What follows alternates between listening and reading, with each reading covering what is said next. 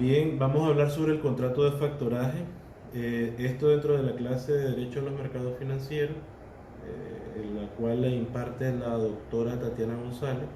El grupo está conformado por Sergio Sánchez, Tatiana Lezama, Evelyn González y su servidor Rudy Acevedo.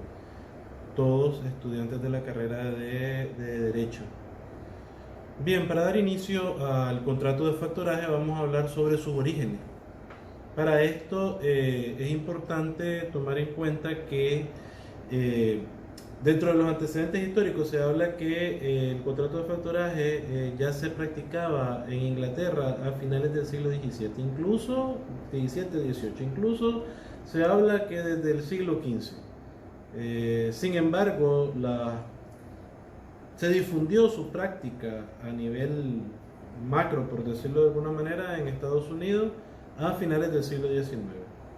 Pero como relato o factor histórico para este tipo de contratos, encontramos que los señores Villegas y Delfino comentan que su práctica a escala se verifica durante los periodos de las grandes explotaciones y colonizaciones realizadas en el siglo XV, época en que los comerciantes, tanto ingleses, franceses como españoles, encargaban un factor residente en las colonias para que se encargaran de comercializar o vender la mercancía a clientes solventes para obtener un mayor provecho.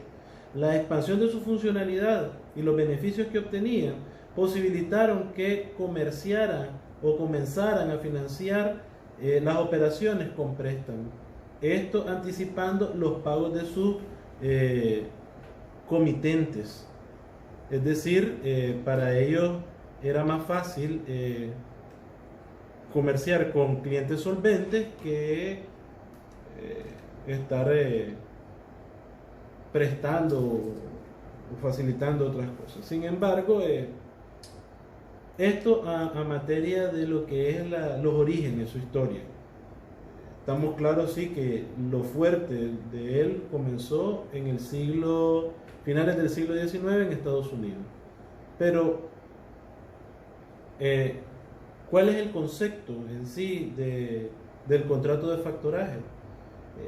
De forma escueta, se define esta clase de contrato como la transferencia de un crédito comercial hecha por un titular de una empresa, en este caso ese es el factor, que a cambio de un precio se encarga de cobrarlo y garantizar al empresario cedente de su crédito o cedente del crédito su efectiva satisfacción, aún en los casos de quiebra. O sea, es decir, que aunque esté quebrado, el factor, en este caso la empresa que se encarga de facturar, facilita o garantiza al empresario cedente del crédito su efectiva satisfacción. Es decir, que ella salda. Pero aquí viene la otra parte de la moneda y es sobre qué se basa para hacer este tipo de transacción. ¿Hay alguna naturaleza jurídica o cuál es la naturaleza jurídica en la cual se soporta este tipo de contrato? Para ello, en nuestro país, Nicaragua, esta clase de contratos está regulada por la ley 740, es la ley del factoraje.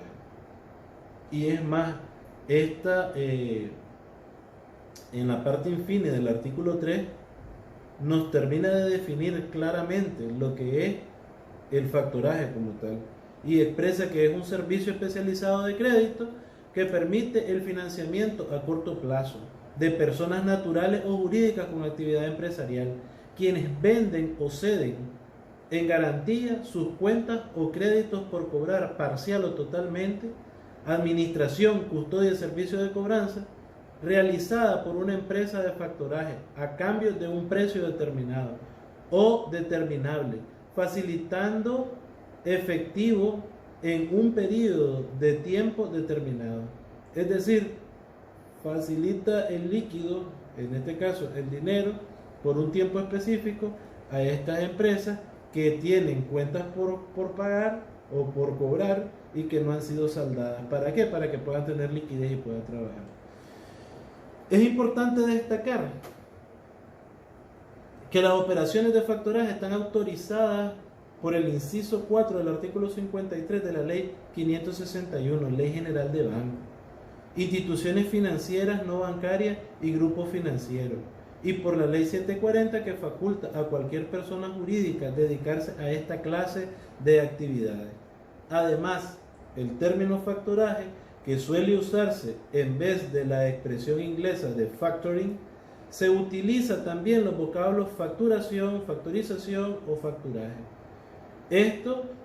Cualquiera de estos términos se refieren a la misma situación, que es factoraje. Es decir, yo hago efectiva la factura que vos tenés por cobrar. Yo te doy cierta liquidez sobre la base de esa factura, de esa cuenta por cobrar, y vos tenés circulante con el cual podés seguir operando mientras tu deudor te cancela tu parte. A continuación, mis demás compañeros de grupo continuarán ampliando sobre este tipo de contratos. Bueno, mi nombre es Tatiana Lezama y a mí me toca exponer los que son los elementos personales, las características y el objeto del factoraje. Cuando hablamos de los elementos personales, según la norma vigente en el artículo 3 de la ley 740, establece que los sujetos que intervienen en esta clase de acuerdos son el deudor, quien es la persona natural o jurídica que compra al crédito los productos o servicios del factorado, quien tiene a su cargo la obligación de transferir al factor. Ahora, cuando hablamos del factor, son las personas jurídicas que ofrecen servicios de factoraje. Y el último sujeto tenemos al factorado, quien es la persona natural o jurídica que utiliza el servicio de factoraje y se denomina también cedente o cliente. Ahora, en cuanto a las características, en esta categoría de contrato, la gestión de cobro de los créditos que se materializan por lo general en factura emitidas por los empresarios se puede hacer efectiva de dos maneras, de dos formas. Una por su cobro una vez vencida o por medio de anticipaciones de los montos por parte del factor, o bien cediendo el crédito con notificación al deudor o sin la referida notificación. Ahora, en cuanto al objeto, el artículo 7 de la ley 740 establece que el objeto del contrato de factoraje son los derechos de crédito que se encuentran debidamente documentados en facturas, recibos, títulos, valores o cualquier otro documento comercial reconocidos por la ley, ya sea en moneda nacional o extranjera, y que acredite la existencia de dichos derechos de créditos y los mismos sean el resultado de suministros de bienes o servicios, o ya sea de ambos, proporcionados por personas nacionales o extranjeras. Gracias. Mi nombre es Evelyn González y después de haber escuchado a Tatiana hablar acerca de los elementos personales, las características y el objeto del factoraje, yo voy a hablar acerca de las modalidades, la utilidad, el tipo de factoraje y voy a dar un pequeño ejemplo. En las modalidades de los factorajes lo podemos ver en el artículo 10 de la ley 740, en los cuales nos establece 7 modalidades de factoraje, como el factoraje nacional, el factoraje de exportación, el factoraje de importación, el factoraje de créditos por venta ya realizada, el factoraje a proveedor y el factoraje al vencimiento. En la utilidad del factoraje se utiliza. ¿Cuál es la importancia de la utilidad del factoraje? Bueno, se trata de un negocio de carácter complejo, porque una entidad denominada factor o sociedad de factoring se obliga frente a un empresario a gestionar el cobro del conjunto de los créditos que éste tiene frente a sus clientes, garantizando en unos casos el cobro de una parte o de la totalidad de los mismos en el supuesto de insolvencia de estos. o bien anticipando el importe de los créditos o ambas cosas a la vez. El factoring tiene un coste financiero importante porque los bancos o entidades financieras que asumen el riesgo cargan una comisión por cada una de las operaciones. Estas operaciones pueden ser ya sea las que el factoring pone, si es del 1%, 2%, 3%, 4%, 5%, lo que él imponga. Un ejemplo muy sencillo. Si Rudy tiene un negocio y su negocio es que vende refresquería y se la ofrece a un restaurante, entonces el restaurante contrata los servicios de Rudy y Rudy le lleva 100 cajas de refresco valorado en 5.000 córdobas y hacen un contrato, pero el restaurante le va a pagar en 3 meses, no le va a pagar ahí nomás, sino que en 3 meses. Rudy acepta el trato, pero Rudy después se da cuenta de que tiene más pedido y que necesita liquidez, pero como no puede porque el contrato lo tiene que pagar, se dice que se va a pagar hasta 3 meses, entonces ¿cómo hace Rudy para conseguir esa liquidez? Bueno, se va entonces a recurrir al factoring con notificación para solucionar su situación. Él se convierte en cedente, término que designa al cliente que recurre al factoring, y considerándose como deudor al restaurante. Sería ahora cuando entre en juego un tercer actor. Este es el factor. Esta palabra se define al banco como caja de ahorro o establecimiento financiero de crédito que presta los servicios de factoring, en este caso a Rudy. Rudy firma el factoring con su banco de preferencia o de confianza. El banco le pagaría el importe de la factura emitida al deudor, en nuestro ejemplo de los 5.000 córdobas que le debe el restaurante, pero el banco no regresaría a Rudy la totalidad de los 5.000 córdobas, puesto que se entiende que la entidad financiera asume un importe de riesgo de impago. Le descontará un porcentaje previamente estipulado. Imaginemos que este porcentaje es de 3%. Entonces, con esta cifra, el banco regresaría a Rudy un total de 4.850, no los 5.000 como está. Rudy no ingresa la totalidad de la factura adeudada por restaurante, pero se asegura a disponer de la liquidez para seguir haciéndole frente a su negocio. Después, ¿qué pasa con el restaurante? Y los 90 días. ¿Qué pasa? Bueno, nada. El restaurante, cuando se le cumple su plazo, a quien le va a pagar va a ser al banco, porque ya el banco ya le pagó a Rudy. Entonces, como es un factor con notificación, el restaurante sabía que esto iba a pasar, entonces el restaurante le paga al banco. Hay varios tipos de notificación, de factoraje, tipo de factoraje. Factoraje sin garantía o sin recurso. En este caso, el cedente queda eximido de responsabilidad si el deudor no paga la factura. En el factoraje con garantía con recursos, el cedente deberá responder a la entidad financiera en caso de que el deudor no haga frente al pago de la factura. También está el factoraje con notificación. El factoraje con notificación es cuando Rudy comunica al restaurante que ha contratado los servicios de factoring. Estaremos ante el caso de un factoraje con notificación. Desde el momento en que se produce el aviso, el restaurante, que es el deudor, está obligado a pagar al banco según los términos acordados.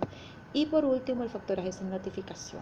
Este es, si Rudy no notificó al restaurante que ha contratado los servicios de factoraje, el restaurante, que es la parte deudora, abonará el importe pendiente de la factura. Y Rudy tendrá la obligación de ingresar la totalidad a la caja de ahorro.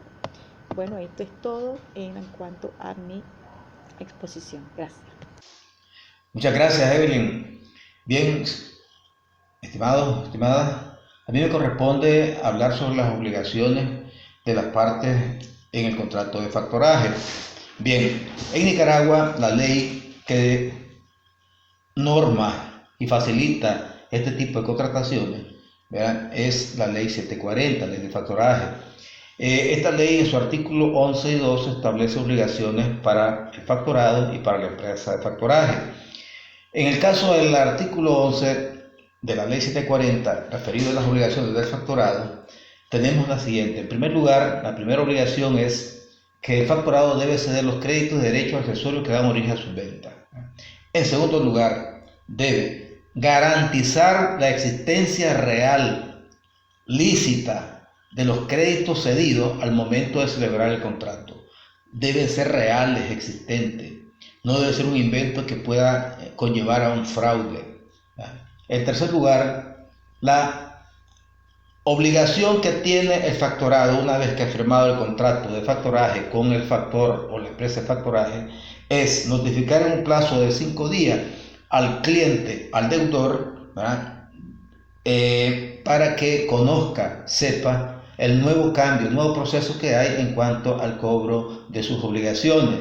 Esta notificación la puede hacer de diferentes maneras, a través de un correo certificado que acuse de recibo, a través de un telex o a través de un facsimil, de un correo electrónico, bien o mediante cualquier otro medio que evidencie la recepción y el conocimiento del deudor del cambio, o bien también puede ser a través de la vía notarial, como lo establece el artículo 15 de la ley 740.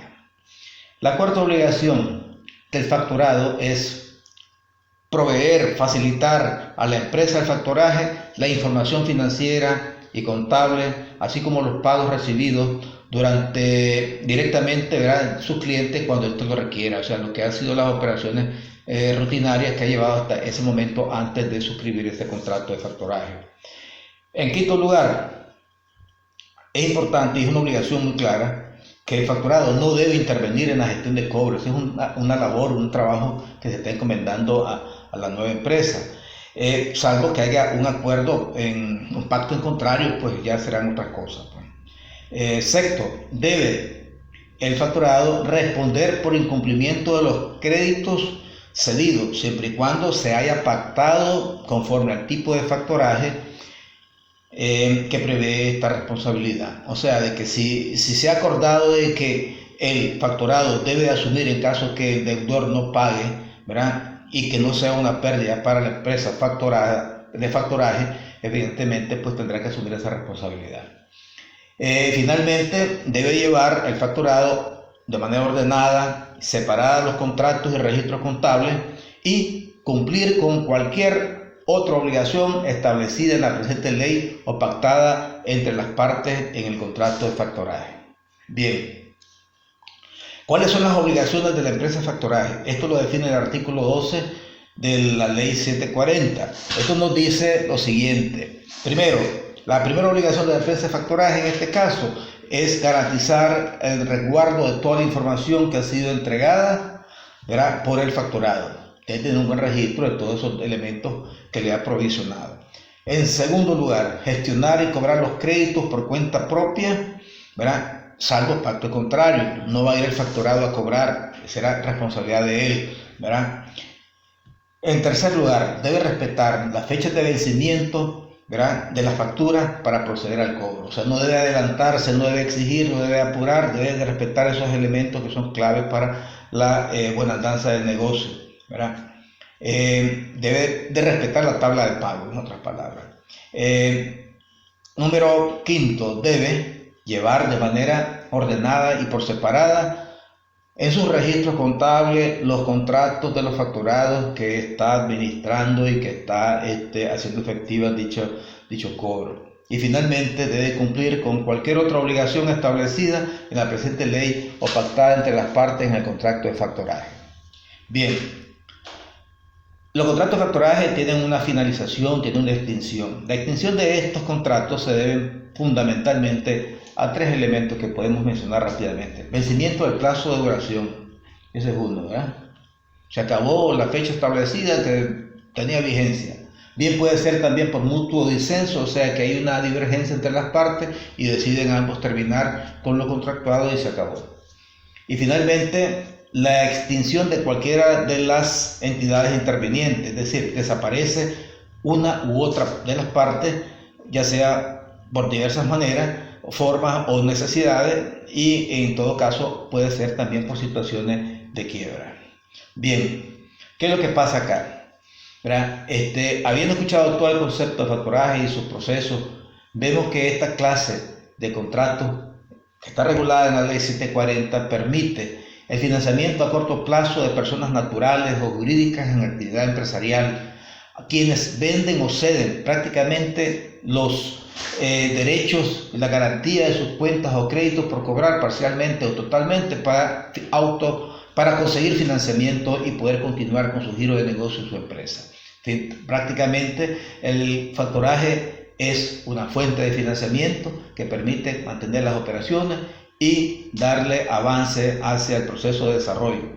Obviamente en este concepto la empresa quiere con este instrumento acelerar la recuperación de su dinero y tener un flujo de caja efectivo lo más rápido posible. Bien, señores, muchas gracias a todos por escucharnos. Pasen buen día.